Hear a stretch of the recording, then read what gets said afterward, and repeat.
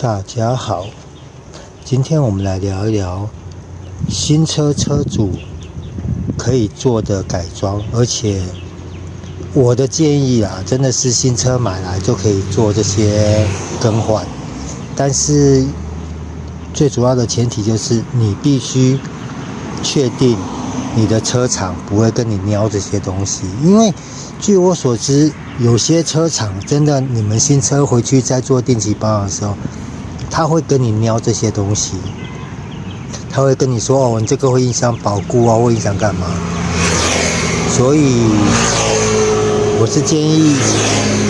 看完这一部影片的新车车主朋友们，如果你们有打算要这么做的话，建议先询问一下你的车厂跟业务，这个会不会影响到保固？我们一样来说好了。我们先从进气好了。进气很简单，就是更换原厂交换型的高流量滤网，这个可以确保你的燃烧效率跟你可以少一些支出啦，但是这个可能车厂会不高兴因为说实在话，新车回去做定期保养，车厂最能赚钱的也就大概这几样空气滤芯、火星塞、换机油、换变速箱油。原厂他们赚的就是这些钱。那我刚才也讲了，因为如果你新车来就更换高流量滤芯的话，可能你平时在行驶上的感受会比较好一点，而且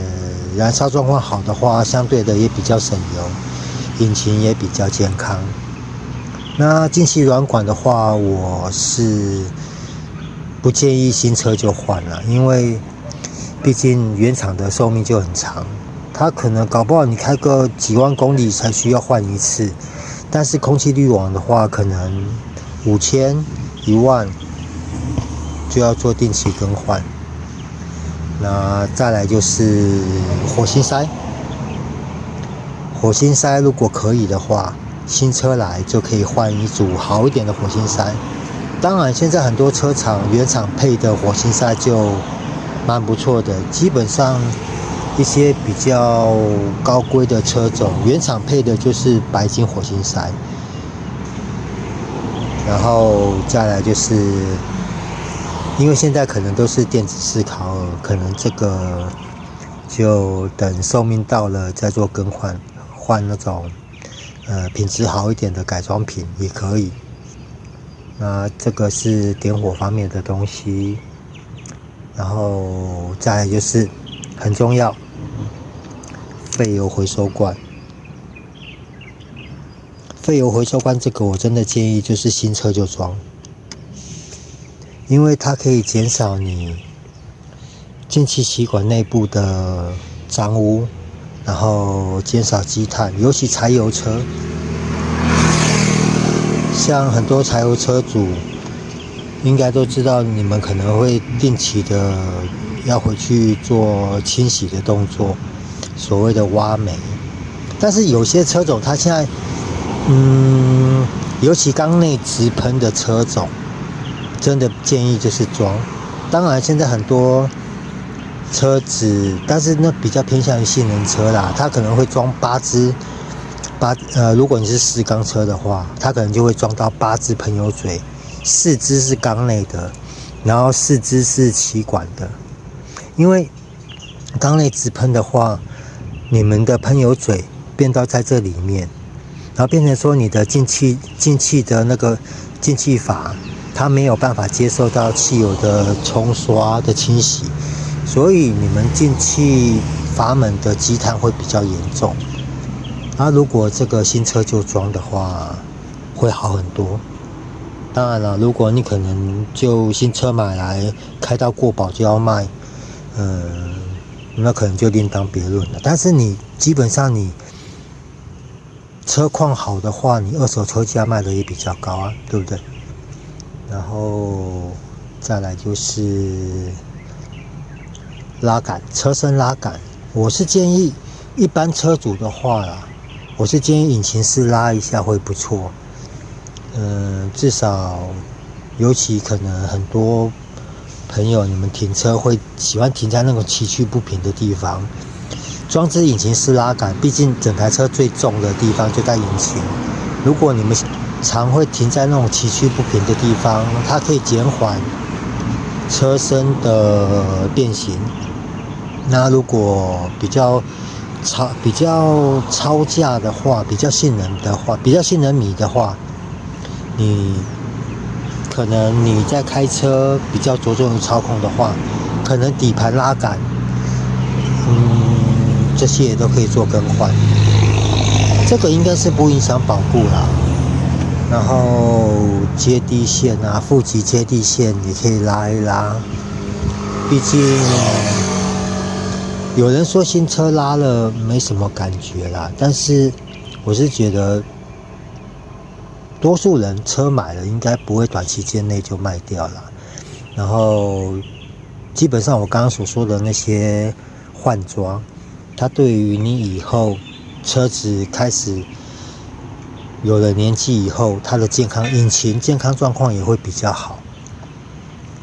然后再来就是应该没有了。新车其实说实在话，因为有牵扯到保固这个问题啦，所以我不敢跟各位建议太多东西。基本上我刚刚所说的那些东西，比较偏向于说，你新车加装以后，它可以减缓，甚至避免一些不必要的保养支出，然后一些损耗。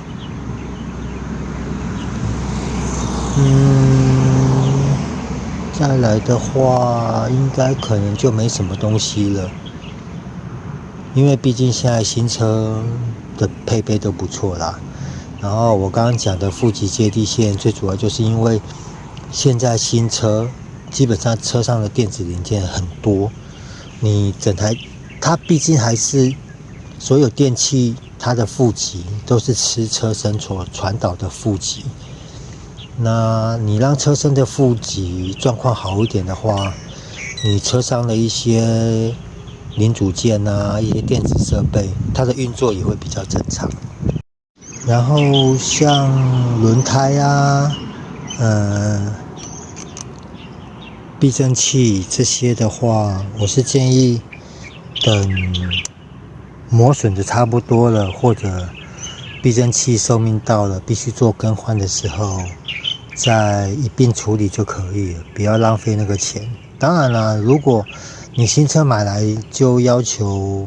一低遮三丑的话，或者操控上的话，提前换应该也是 OK 啦。因为我印象中应该没几间车厂会去瞄这种东西。其他的话应该就没有什么新车可以做的改装。我再次声明，你们做这些加装换装的时候，真的必须先去问一下原厂，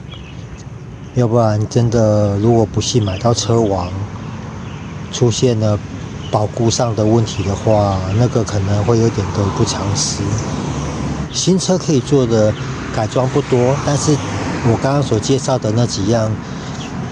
你们可以考虑看看，真的对以后的用车跟引擎跟车况都会有不错的改善。好，谢谢各位，拜拜。